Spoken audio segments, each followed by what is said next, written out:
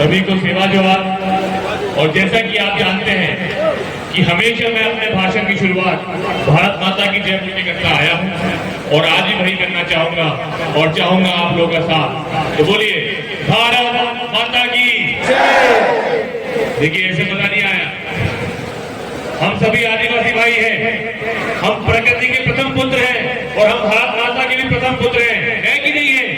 तो एक बार दोनों हाथ उठाकर मुट्ठी बांधकर एक साथ बोलेंगे भारत माता की, भारत माता की। एक तीर एक समान, आदिवासी एक समान, एक तीर एक समान, आदिवासी एक समान। मैं सबसे पहले तो यहाँ मौजूद मेरे पूरे समाज को, मेरे पूरे परिवार को, इस क्षेत्र को हाथ जोड़ के सेवा जोहार करना चाहूंगा, धन्यवाद देना चाहूंगा कि जो मान सम्मान आपने मुझे दिया है उसका मैं आप लोगों का ऋणी हूं। मैं प्रयास करूंगा कि बहुत कम शब्दों में अपनी बात खत्म करूं, पर क्या करें, नेता लोग हैं, एक बार माइक हाथ में आ जाए तो थोड़ा लंबा खिंच जाता है कभी कभी। मैं यहाँ भाषण देने नहीं आया हूं, आज यहाँ मैं अपने दिल की बात करने आया हूं। मैं यहाँ मौजूद पर्दे के सामने और पर्दे के पीछे भी जितने भी जो अधिकारीगण हैं उनका भी धन्यवाद देना चाहूंगा कि जो प्रत्यक्ष और अप्रत्यक्ष रूप से आप लोगों ने इस कार्यक्रम को सफल बनाने के लिए जो मेहनत करी है, जो अपना श्रम दिया है, उसके लिए आप लोग बहुत बहुत धन्यवाद है। और मैं जयेश की टीम है हमारी, उसके लिए भी चाहूंगा एक बार ताली बजाइए, क्योंकि इन लोगों की मेहनत के बिना कार्यक्रम सफल नहीं होता। कई बार हम लोगों के बीच में कुछ बातें भी होती हैं, कुछ बातचीत ऐसी भी हो जाती है जो पसंद नहीं आती है, पर मैं आपको बस यकीन दिलाना चाहूंगा कि हाथ काट के देखोगे तो हम लोगों का सभी का खून एक है, हम सभी आदिवासी हैं, हम अलग नहीं हो सकते। मैं आज आप लोगों की मेहनत, जो आप लोगों ने साथ दिया, उसकी वजह से आज विधायक बन पाया। और मैं विधायक बन पाया इसलिए भी हूं क्योंकि मैं दारू नहीं पीता। मेरे समाज में हमारे बहुत से भाई हैं या हमारी माताएं बहनें बैठी हुई हैं, पूछ लेना, जब मैं गांव जाता हूं तो शिकायत करती है पीठ पीछे।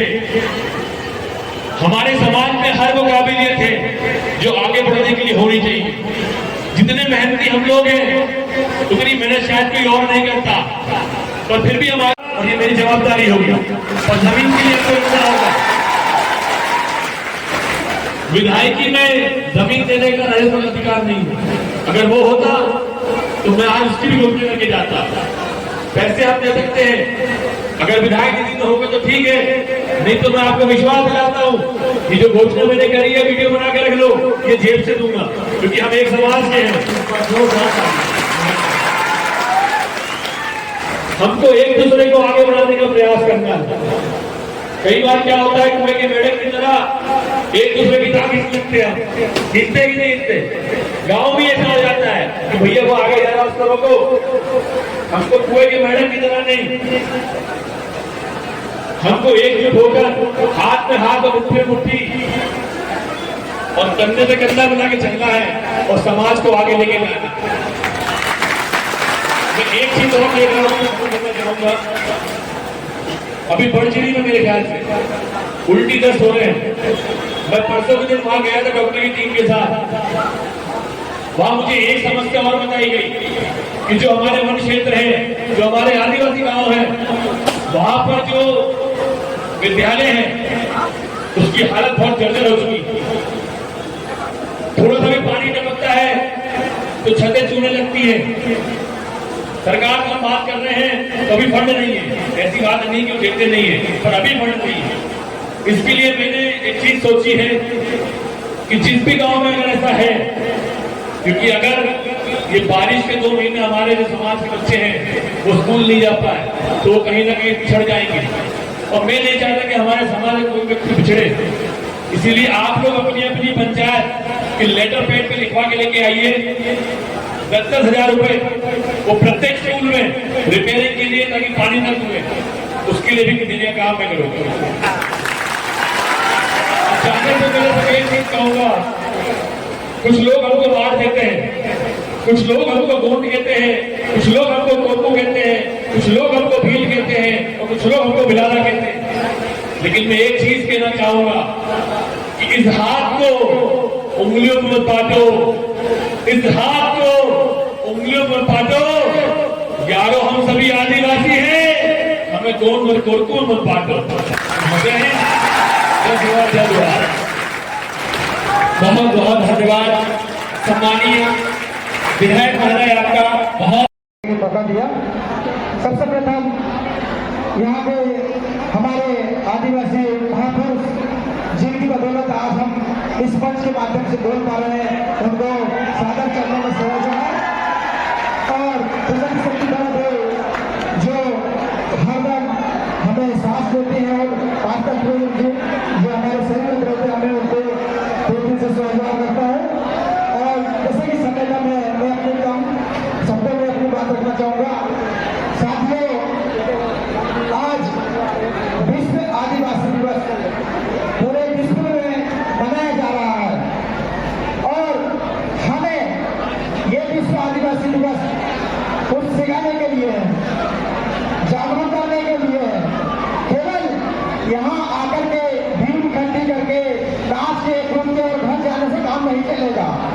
क्योंकि अभी जैसे रमेश दिया और हमने सुना है उनसे कि जो संविधान में जो चीजें संशोधित की गई है, ये हमारे लिए बहुत ही खतरनाक है। ये चीजें अगर लागू होती है तो हम लोग सब खत्म हो जाएंगे। ये सब लोग निश्चित रूप से आप तैयार हैं। इसीलिए हमें एकजुट होकर एकता के साथ हमें लड़ना पड़ेगा और छोटी से छोटी, बड़ी से बड़ी समस्याओं के साथ हमारे लोगों के साथ हम खड़ना पड़ेगा। आज मैं देख रहा हूँ कि हरदा जिले के तमाम गांव से हमारे पास फोन आते हैं और समस्या लेकर के लोग आते हैं। कभी किसी की जमीन छिन रही है, किसी का जंगल छिन रहा है, किसी का बाड़ा छिन रहा है, किसी का कुछ हो रहा है। हर प्रकार से आदिवासी हर तरफ से प्रताड़ित किया जा रहा है। हमें उनके साथ खड़ा होना पड़ेगा, उनकी समस्याओं के साथ खड़ा होना पड़ेगा। क्योंकि आज अगर उसका नंबर है तो कल तुम्हारा नंबर भी है। क्योंकि मैंने देखा हो, अभी 5-6 सालों में मैंने देखा हो कि जो व्यक्ति बोलता था कि भाई हम तो खुश हैं, हम बहुत अच्छे, हमारे साथ क्या होगा, तो वो लोग भी हमें परेशान होते हैं, हमारे पास आए हैं। तो आप निश्चित रहिए कि आप आज खुश हो, आप संपन्न हो सब चीजें, लेकिन कल समस्या आपके साथ आने वाली है। तो मैं कहना चाहूंगी, आपके साथ समस्या उससे पहले आप खड़े हो जाओ और जो व्यक्ति प्रताड़ित किया जा रहा है उसके साथ खड़े होकर खड्डे से कंधे में लगकर उसके साथ समस्या के साथ लड़ो और उसे न्याय दिलाने की कोशिश करो। क्योंकि आज अगर उसे न्याय नहीं दिला पाओगे तो कल तो तुम्हारे साथ भी खड़े होने वाला, क्योंकि इतिहास गवाह है, साथ खड़ा हुआ है, उसके साथ पूरा समुदाय खड़ा रहता है। और आज हम उस व्यक्ति के साथ अगर खड़े नहीं होंगे तो कल को हमारे साथ जब समस्या आएगी तो कोई भी हमारे साथ खड़ा नहीं होगा। और मैं उदाहरण के माध्यम से समझाना चाहूंगा कि आज हमारे लिए संविधान पढ़ना क्यों जरूरी है। क्योंकि संविधान हमें हमारे हक और अधिकारों को बताता है कि तुम्हारे हक और अधिकार क्या है। अभी रमेश भैया ने हाथ ऊंचे करवाए थे, 5-6 लोगों ने हाथ ऊंचा कराया थे और बोले कि हमारे संविधान में, बाकी लोगों के यहाँ संविधान नहीं है। साथियों, जिस प्रकार से हम एक मोबाइल यूज करते हैं और एक नया मोबाइल लेते हैं, उसके साथ एक किताब दी जाती है और इस किताब में बताया जाता है कि इस मोबाइल को आपको किस प्रकार से चलाना है। उसी प्रकार से हम अगर SC/ST समाज में अगर जन्म लिए हैं तो हमें संविधान को पढ़ना पड़ेगा और पढ़ करके समझना पड़ेगा कि हमारे यहाँ अधिकार क्या है और हम हमारे अधिकारों के माध्यम से हम कैसे अपने हक अधिकार ले सकते हैं। आज क्योंकि सबसे ज्यादा अगर बेरोजगार होंगे तो आदिवासी समाज है, सबसे ज्यादा प्रताड़ित है तो वो आदिवासी समाज है, सबसे ज्यादा गरीब है तो वो आदिवासी समाज है। हर तरफ से आदिवासी समाज पिस रहा है। इसीलिए हम सबको एकता के साथ मिल करके और हर व्यक्ति की समस्याओं के साथ खड़े करके उसकी समस्या पर हमें सुनना है। समय का बहुत अभाव है, मैं अपनी बातों को नहीं ध्यान देना चाहूंगा।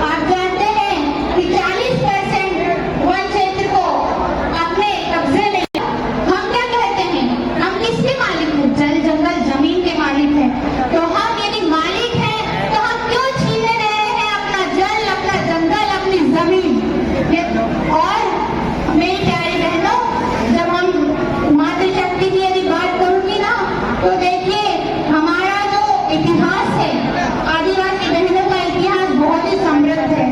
अभी तो समय कम है, समय को भी देखना पड़ेगा, इसलिए थोड़ा सा आपके सामने रखूंगी कि जो कोल विद्रोह हुआ 1827 में, वो भूतू भगत की दो बेटियां रुनिया और झुनिया ने लड़ा। गांव-गांव जाकर वे लोगों को संगठित करती थी और युद्ध विद्या में पारंगत थी।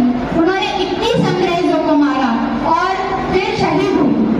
ऐसा नहीं है कि आजादी की लड़ाई में हम आदिवासियों का कोई योगदान नहीं है, बहनों का कोई योगदान नहीं है। जितना इस देश को आजाद कराने में किसी अन्य की भूमिका रही है, उतनी ही भूमिका हम आदिवासियों की रही है। लेकिन इसको हमें कोई बताएगा नहीं।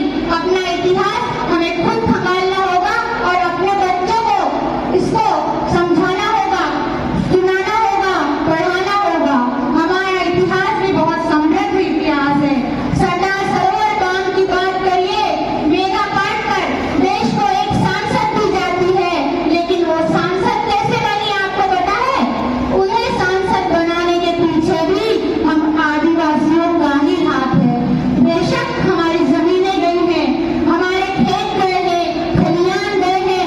सरदार सरोवर बांध ने हमें बहुत कुछ, आदिवासियों के 72 गांव की जमीनें ली है, लेकिन उस आंदोलन को चलाने के पीछे और मेघा काटकर को सांसद बनाने के पीछे हमारे समाज की आदिवासी बहनें हैं और कोई नहीं। तो मेरी प्यारी बहनों, अपनी ताकत को पहचानो, अपने आप को पहचानो। घर गृहस्थी चूल्हे तक सीमित मत रहो, बाहर लड़ो, बाहर आओ, लड़ो, क्योंकि दुनिया ऐसी नहीं है जैसा आप उसको समझ रही हैं। केरल में आंदोलन होता है प्लाजा मीरा आंदोलन, जिसमें कोको कोला प्लांट को के पीछे, जिसके पीछे कोको कोला प्लांट होता है। उस आंदोलन का भी जो दारोमदार यदि किसी ने संभाला था, तो वो भी एक आदिवासी बहन ही थी। जयपाल मुंडा हमारे आदिवासी वीर पुरुष।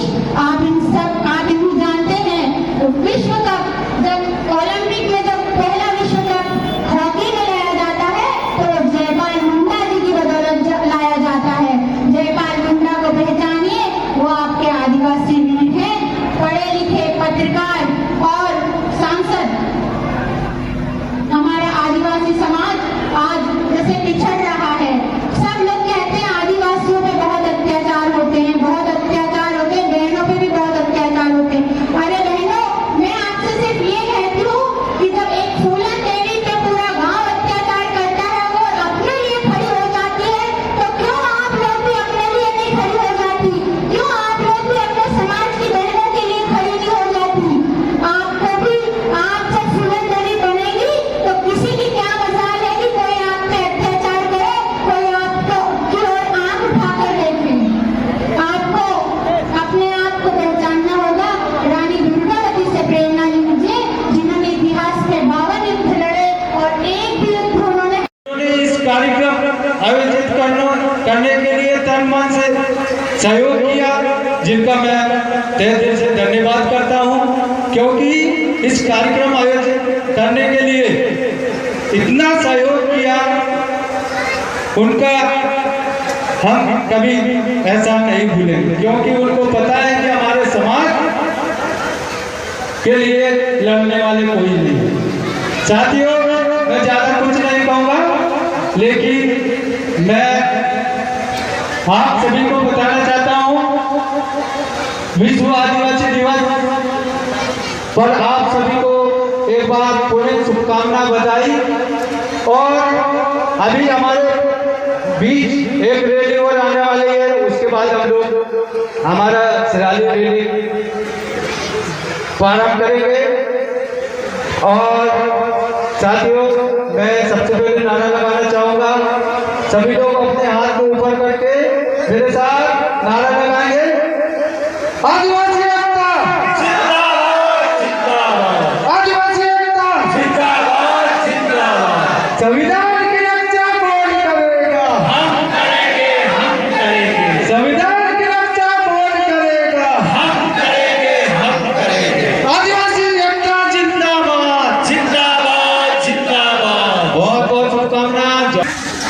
इनका जोरदार स्वागत, ताली के गणकार से स्वागत। उम्दा क्षण हमारे बीच में वो आज उपस्थित हुए हैं और समाज के दर्द को किस प्रकार से करिए ये हमारे लिए प्रेरणा हो गया। आदरणीय भाई जी, सभी को सेवा जोहार।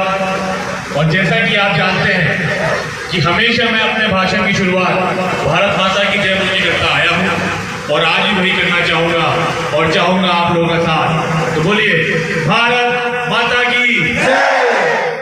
देखिए ऐसे मजा नहीं आया, हम सभी आदिवासी भाई हैं, हम प्रकृति के प्रथम पुत्र हैं और हम भारत माता के भी प्रथम पुत्र हैं, है कि नहीं है? तो एक बार दोनों हाथ उठाकर मुट्ठी बांधकर एक साथ बोलेंगे भारत माता की, भारत माता की एक तीर एक समान, आदिवासी एक समान, एक तीर एक समान। आदिवासी एक समान। मैं सबसे पहले तो यहाँ मौजूद मेरे पूरे समाज को, मेरे पूरे परिवार को, क्षेत्र को हाथ जोड़ के सेवा जोहार कहना चाहूंगा, धन्यवाद देना चाहूंगा, क्योंकि जो मान सम्मान आपने मुझे दिया है उसका मैं आप लोगों का ऋणी हूं। मैं प्रयास करूंगा कि बहुत कम शब्दों में अपनी बात खत्म करूं, पर क्या करें, नेता लोग हैं, एक बार माइक हाथ में आ जाएगा थोड़ा लंबा खिंच जाता है कभी कभी। मैं यहाँ भाषण देने नहीं आया हूँ, आज यहाँ मैं अपने दिल की बात करने आया हूँ।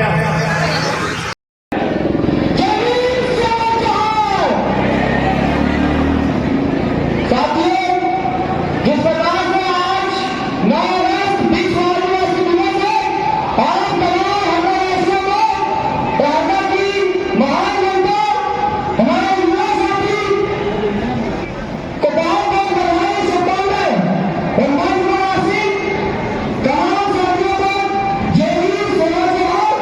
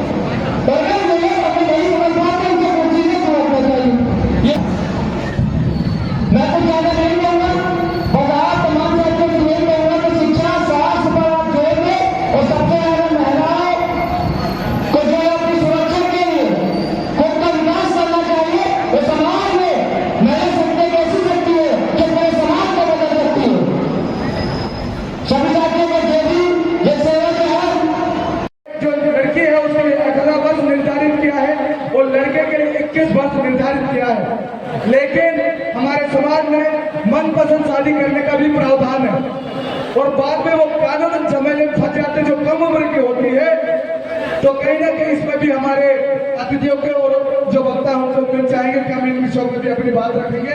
आदरणीय जीएस मालवी जो बिजगोड़ी से हमारे बीच में इंजीनियर साहब भी हैं, वो आए हैं, हमारे कोटको समाज से नेतृत्व करते हैं। आप उनको सुनेंगे, जोरदार तालियों से उनका स्वागत करें, अभिवादन करें। धन्यवाद। वक्त का किस्सा तमाम करता हूँ, आज का दिन आपके नाम करता हूँ। भगवान बिरसा मुंडा के चरणों में करके नमन, सर झुका के आप सबको प्रणाम करता हूँ, आप सबको प्रणाम करता हूँ।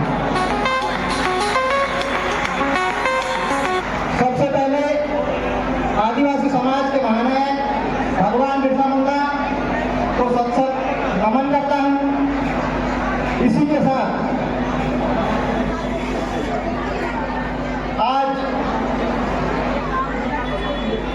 देश में हमारी जनसंख्या लगभग 10 करोड़ है, 10 करोड़ से ज्यादा है, फिर भी सरकार से हमें समुचित सुविधाएं नहीं। आधा जिला मुख्यालय के कृषि पगडंडी के उपस्थित हुए हैं, मैं आप सभी का तहे दिल से स्वागत करता हूँ, वंदन करता हूँ, अभिनंदन करता हूँ। और आज के इस विश्व आदिवासी दिवस के शुभ अवसर पर आप सभी को ढेरों शुभकामनाएं देता हूँ। और मैं आपसे निवेदन करता हूँ कि एक बार एक तीर एक कमान, एक तीर एक कमान, अभी तो ये अंगड़ाई है, आगे और लड़ाई है, अभी तो ये अंगड़ाई है, लड़ेंगे लड़ेंगे। आज का यह दिवस अधिकारों की सुरक्षा के लिए, हमारे समाज की शिक्षा के लिए, हमारे समाज की संस्कृति के लिए आज यह दिवस संयुक्त राष्ट्र संघ ने घोषित किया है। लेकिन मुझे पीड़ा के साथ कहना पड़ रहा है कि छत्तीसगढ़ में सरकार ने पूरे मध्य प्रदेश में एक दिन का अवकाश घोषित किया है। यदि यही सरकार हमारे मध्य प्रदेश में घोषित करती तो हमारे आदिवासी समाज के लिए सम्मान का कदम होगा। साथियों, आज का यह दिवस हमारे समाज के मूलभूत आवश्यकता को पूरा करने के लिए, हमारी शिक्षा में जनजागृति लाने के लिए यह दिवस मनाया जा रहा है। और प्रत्येक जिले में, प्रत्येक ग्रामीण क्षेत्र में, प्रत्येक आदिवासी बाहुल्य क्षेत्रों में यह दिवस बड़े हर्षोल्लास के साथ मनाया जा रहा है। मैं आप सभी को इस विश्व आदिवासी दिवस की हार्दिक शुभकामनाएं देता हूँ, वंदन करता हूँ, अभिनंदन करता हूँ। जय हिंद, जय भारत, जय आदिवासी। एक त्योहार, हम इसको एक त्योहार के रूप में मनाते हैं, और त्योहार के रूप में आप सभी जानते हैं कि क्यों मनाते हैं।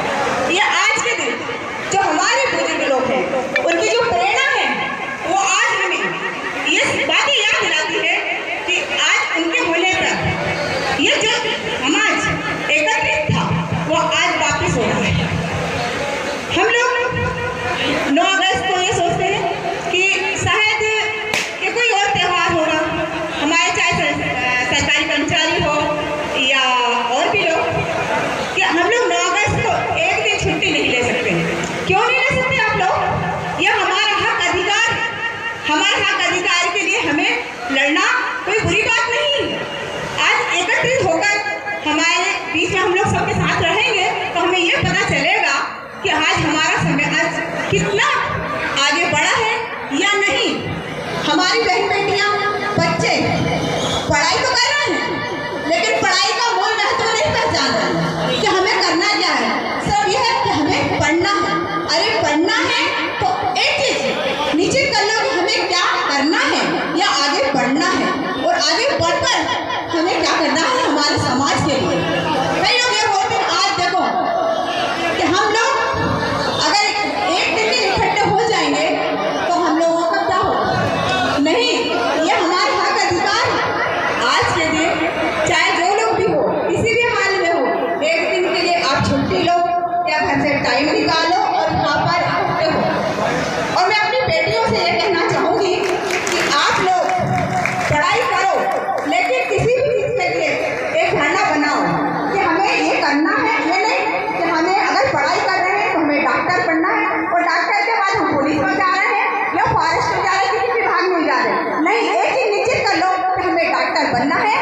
बढ़कर बनना है, एसपी बनना है तो एसपी बनना है, किसी भी चीज़ के लिए एक झंडा बना के रखो। मैं अपने बच्चों से यही कहूँगी कि पढ़ाई का सबसे पहला महत्व दो, और पढ़ाई के साथ यानी कि हम ग्रेजुएट हो चुके हैं या कोई अधिकारी बन चुके हैं तो समाज को भूल जाए नहीं, पहले हमारा समाज, ये हमारा परिवार है, यह रहेगा तो हमारी नौकरी भी बरकरार है और हम भी बरकरार हैं। मैं यही कहूँगी क्योंकि हमारे पास टाइम नहीं है। एक बार फिर से सेवा जो लड़की है उसके लिए 18 वर्ष निर्धारित किया है और लड़के के लिए 21 वर्ष निर्धारित किया है, लेकिन हमारे समाज में मनपसंद शादी करने का भी प्रावधान है और बाद में वो कानून झमेले में फंस जाते जो कम उम्र की होती है। तो कहीं ना कहीं इसमें भी हमारे अतिथियों के और जो वक्ता हम लोग मिल चाहेंगे कि हम इन विषयों पर भी अपनी बात रखेंगे। आदरणीय जीएस मालवी जो बिजपुर से हमारे बीच में इंजीनियर साहब भी हैं, वो आए हैं, हमारे कोटको समाज से नेतृत्व करते हैं, आप उनको सुनेंगे। जोरदार तालियों से उनका स्वागत करें, अभिवादन करेंगे।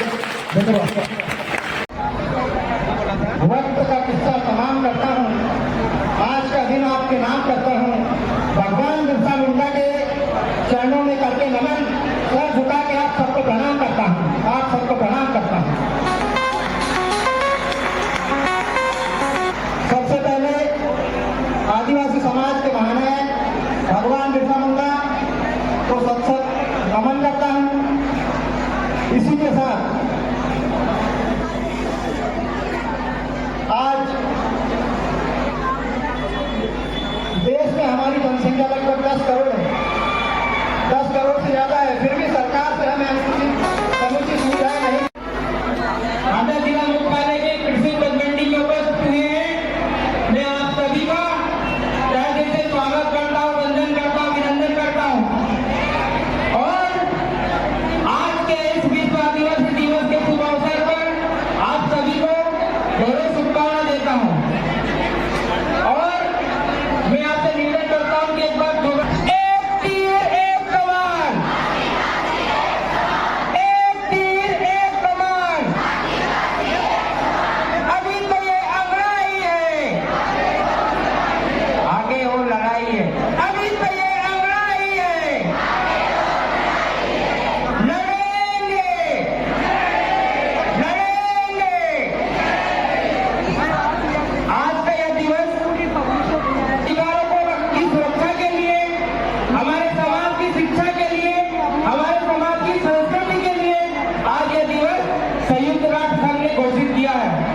लेकिन बड़े पीड़ा के साथ कहना पड़ रहा है कि छत्तीसगढ़ में सरकार ने पूरे मध्य प्रदेश में एक दिन का अवकाश घोषित किया है।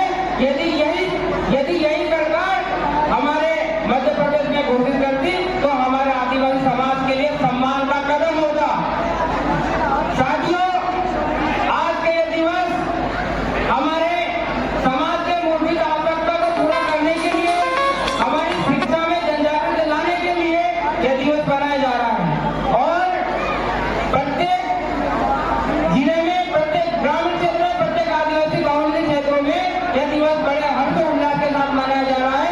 मैं आप सभी को इस विश्व आदिवासी दिवस की हार्दिक शुभकामना देता हूँ, वंदन करता हूँ, अभिनंदन करता हूँ।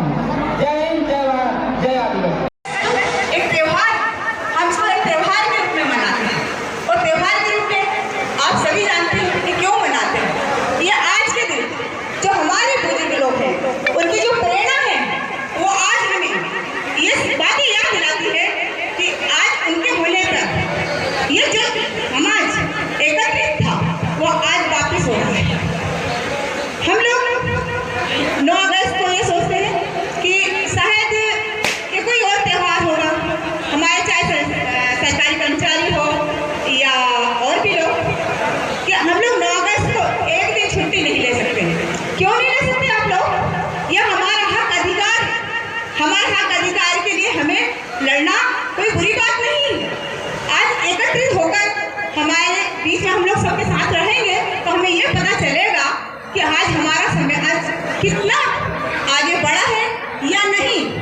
हमारी बहन बेटियां, बच्चे पढ़ाई तो कर रहे हैं लेकिन पढ़ाई का मूल महत्व नहीं पहचान रहे कि हमें करना क्या है। सब यह है कि हमें पढ़ना है। अरे पढ़ना है तो एक चीज निश्चित कर लो कि हमें क्या करना है या आगे बढ़ना है और आगे बढ़कर